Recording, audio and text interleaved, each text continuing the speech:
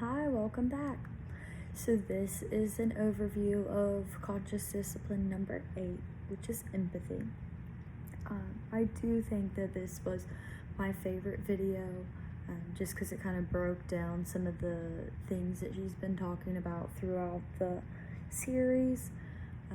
But I'll start off with the questions for this video. 3 things I learned. One of the things I learned was, how to get a student from that survival state to the executive state and going through that process. I know that, in situations where in a classroom, some of those ideas go out the window, or you try to start implementing some of those plans and then you get kind of frustrated or stressed out, or the situation just kind of feels like it's getting out of hand, and you kind of revert back to that negative, yelling, scolding, dismissing them mode. And especially when you're with children for, we are with them for 2 days a week, and their teachers are with them for 5 days a week, and then they're with them for 180 days. And so I know that personally I had to take over my classroom today because we had a substitute, and my CT was just like, if you just want to, take over and have the sub here just as kind of a backup and classroom management ambassador, as you will, you're able to kind of take over the classroom. And it would have been really nice to have had this series of, you're doing this, we're going to pause, we're going to breathe, you seem upset, and then I know that you wanted to do X, Y, or Z, and then you're crossing that bridge to actually address and solve the problem. But having those steps is a mental part of your toolbox, part of your mental toolbox would have been helpful, because sometimes I feel myself escalating. For example, today, my students were a little bit overwhelming. We were trying to finish up an activity. Their teacher had just left. And so it was very overwhelming for them, for me to get up in front of the class, and they know what's going on. They have such a set routine, and I wasn't really following that routine just because it was a phonics lesson, and I've watched her do it multiple times, but when you get up there yourself, it's kind of like you black out a little bit.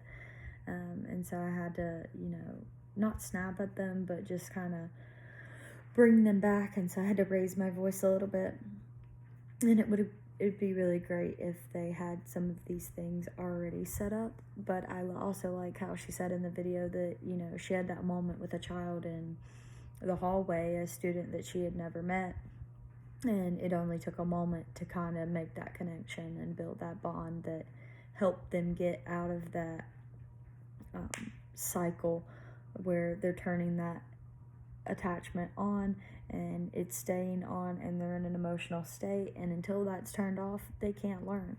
And so it'd been really nice to use that in my class today for sure. But just having, a dialogue from start to finish, kind of like when we do our lesson plans. And I know it's a cumbersome task to try to, start, scripting everything, but it does truly help once you get in the classroom because you remember pieces of that script.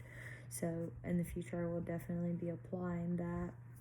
And I also like how she showed the video of the elephants, and, when you look at animals, the way that they non-verbally communicate is really interesting because, there's a lot of things that we could do as educators that we don't necessarily have to yell and scream and get upset and, have the students pushing those buttons like she mentioned in the last video. So it was really nice to just see that, they were there, they helped, they made sure that, that baby elephant was safe, that baby elephant internalized being safe, and then was able to walk around. And I feel like that's the same with teaching, is you get to a point where, there's the saying, you can buy a man a fish, or you can teach him how to fish.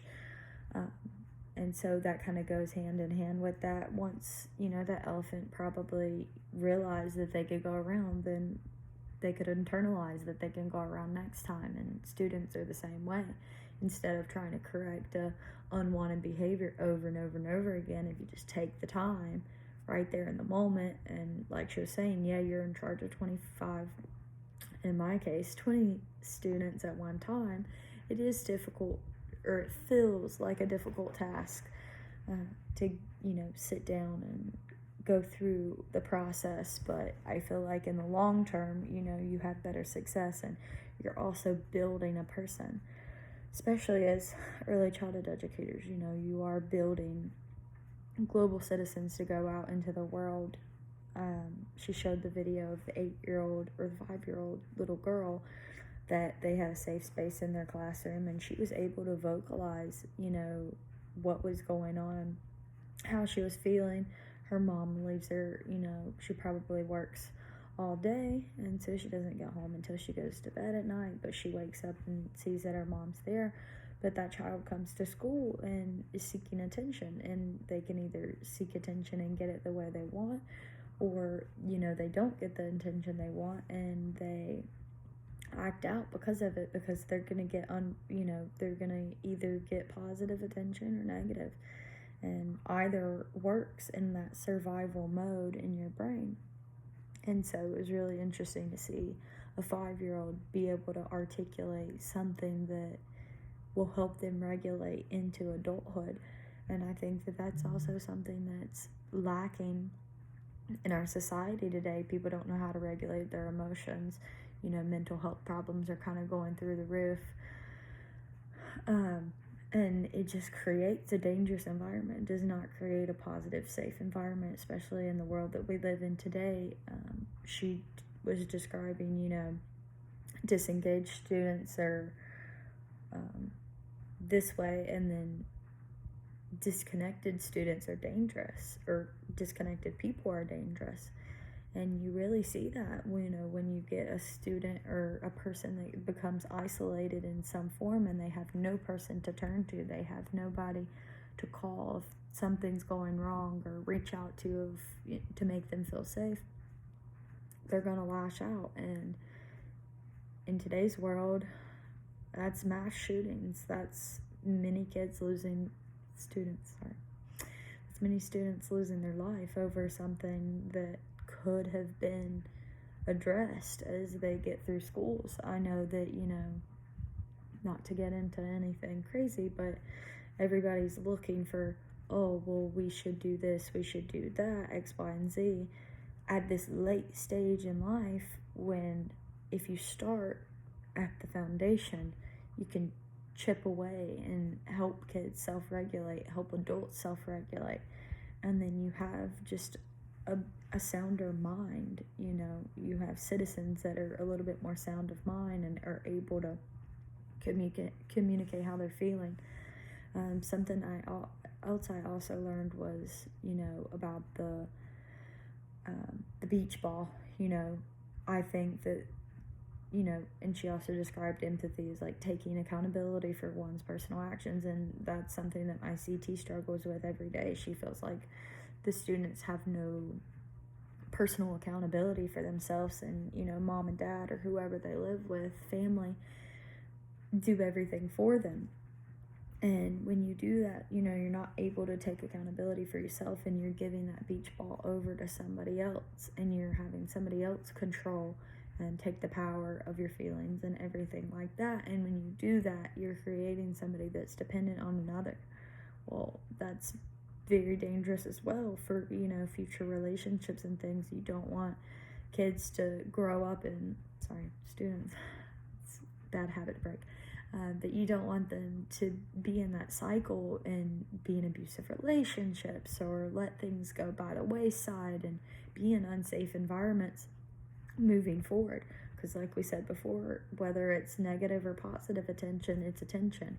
And so just kind of really setting a solid foundation for these students will help them in their adult life. And that's one of my biggest things in my teaching philosophy, is just being an advocate for just being a good person, being a well-rounded member of society. You know, we're very divided, not only in this country, but in the world. And it just takes the simplest things, not trying to bring it down, but, you know, it just takes simple moments to work on those skills. And I firmly believe that I want my students to walk away with life knowledge, not only content knowledge and, you know, hitting all the standards and all that good stuff, but I want them to be good people. I want them to go out into their communities and be good people. I want them to be able to, you know, not just survive through life, but thrive. And part of that is, you know, implementing some of these things. She was just talking about how she had a student that, you know, had a couple unwanted behaviors, and she taught him, you know, methods of like the lotion and like rubbing it out and getting that unwanted energy out of the body. And now he is a professional and, you know, is doing very well for himself. And I think that starts at a very young age. And if we can teach more people empathy, not only children, but the people in our, you know, lives and in our communities, you're creating a better world for everybody to live in. And, you know, that's the ultimate goal. So I think I hit 3-2. And one question that I have moving forward would probably be just, how do you get a student that is in that survival state? Say they, you know, you go through all the steps and you're, you know, trying to move to that emotional state to get to the executive state.